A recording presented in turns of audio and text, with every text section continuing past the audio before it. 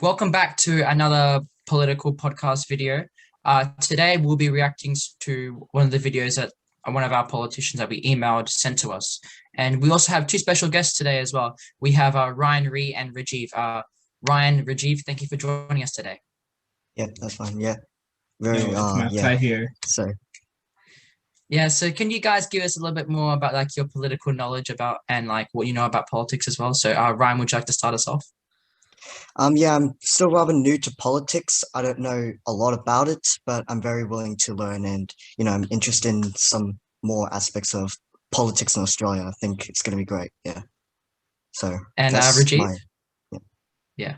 And Rajiv? Well, you see, I am probably the master of politics because I've learned from the best of the best, which is Trump and, of course, our very well-known Tobias Jackson. I have had a lot of experiences and I'm probably smarter than Trump, so you can count on me. Okay. Yeah. It's pretty easy to be smarter than Trump anyway. Yeah, But yeah, we'll get started with the video that the politicians sent us. So this is Luke Howarth, who I think is the Assistant Minister for Youth in within the Scott Morrison's cabinet. So yeah, and he's asking questions that we sent to him. Greg Hunt. He's having an interview with Greg Hunt, and he'll be answering the questions that we sent. So yeah, we'll get started with the interview. I'll share screen, and yeah, we'll get started. So Federal Health Minister Greg Hunt. We'll get started with it. Well, I'm down in Parliament with Federal Health Minister Greg Hunt, who's done a sterling job throughout 2020 keeping Australians safe. Obviously this year, as you know, Greg, we're rolling out the vaccine, which the Australian government is funding via Medicare. One's been approved, there's others on the way. We have CSL in Melbourne that will produce some Australian-made and manufactured vaccines here. How do people know it's safe? The good people at Petrie want to know a little bit about what the vaccine rollout will look like. Greg? Look, thanks to Luke and thanks to everybody in Petrie for all the work that you've done during the course of the last 12 months. Australia's outcome is one of the most extraordinary and positive outcomes in the world. Firstly, that's been driven by the people and the partnership with the government. The next big thing, of course, is the vaccine rollout, and our vaccines are being assessed by what's called the Therapeutic Goods Administration, our medical regulator. We believe the best medical regulator in the world, and they're fearless and they're independent. We're blessed to have them, and they won't approve unless they believe it's safe. We have consciously made the decision not to go for what's called an emergency approval, but a full approval process. That sets Australia apart from other countries that are going through the deep distress of daily lives lost in the Northern Hemisphere. However, we've already had the Pfizer vaccine, which is an mRNA vaccine, approved. That's expected to roll out in late February, subject to shipping, but the latest advice remains that we're on track. And then we will have a decision taken probably in early March, if not beforehand, for the AstraZeneca vaccine. And the AstraZeneca Oxford University vaccine is probably the widest used vaccine in the world. And we're making 50 million doses of that onshore here in Australia. And if that's approved, then that's likely to commence in early March. And I've had these timeframes confirmed only today. All up, 150 million vaccine units, 20 million Pfizer. We've just purchased an additional 10 million. We've got 53.8 million Oxford AstraZeneca, and then further down the track, a third vaccine, which is the Novavax vaccine, and that will be available in the second half of the year, 51 million units, another 25.5 million units through an international facility. It's about making sure vaccines are safe and every Australian has access to a free, voluntary and universally available vaccine. So up in Queensland, in my electorate, when people want to get the vaccine, where do they go? They go to their local GP, they just present their Medicare card. And also, what will the vaccine do in the sense, like, will it stop people getting the virus? Will that stop people passing it on? How does that work? So firstly, what do? you'll have a range of options, but if you're going for the flu, you'll go to your GP or your pharmacy. It's exactly the same here. General practices, they've stood up in enormous numbers.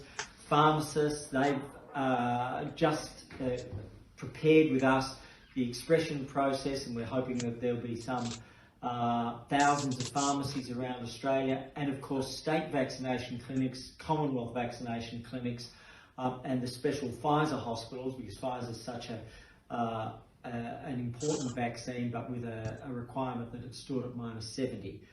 Then the second thing is, what does the vaccine do? It prevents you getting serious illness.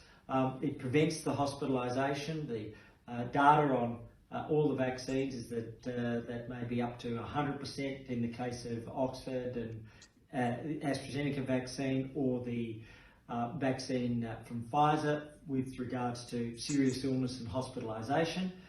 Then transmission, the data is still to come, but the early signs coming out of the UK and Oxford are very, very good on transmission, perhaps better than we'd hoped. So clearly it's about protecting, then it's about preventing the spread. Greg, thanks for your time.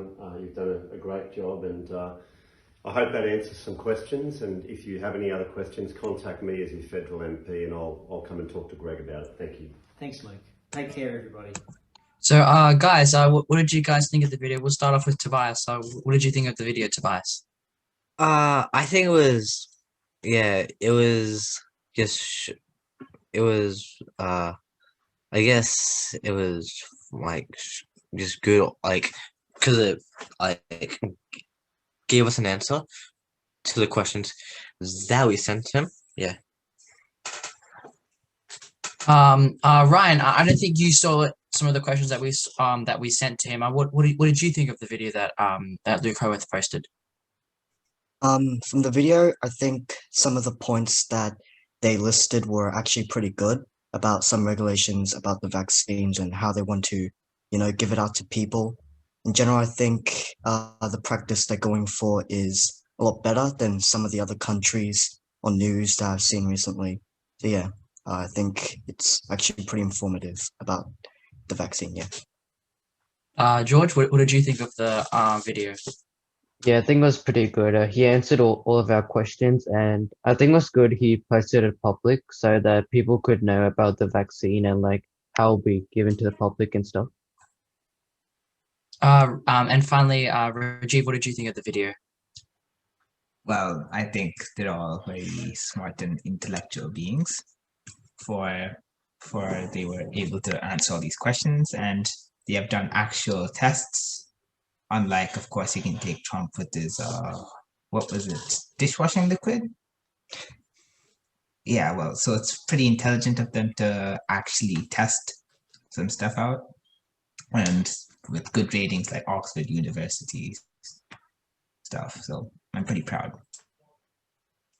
Yeah, I agree with many of the points as well that you guys said. I also think it's really good that they answered the questions really properly, and they gave a lot of detail to it. Like, for example, with where we be able to get a vaccine, like they said, like proper like places where they were going to get it, and like they also gave it they were also very informative about the way that the vaccine will be tested. So they were talking about like through the TGA, how the TGA has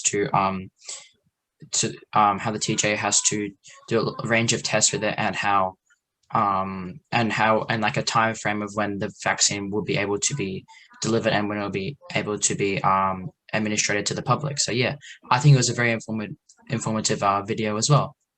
So yeah, that's all we have time for today. I would like to thank Ryan and Rajiv for joining us today as our special guests and discussing their views of the video. Yeah, thank you for allowing me to join us. This is a really great one. Yeah, thanks. Thanks for allowing me to join this prestigious event. I am very happy. Yeah. So yeah, thank you guys for watching the video. I hope you guys enjoyed. I hope you guys enjoyed the video. I hope you guys learned a few things about how the vaccine will be administered throughout the public. And yeah,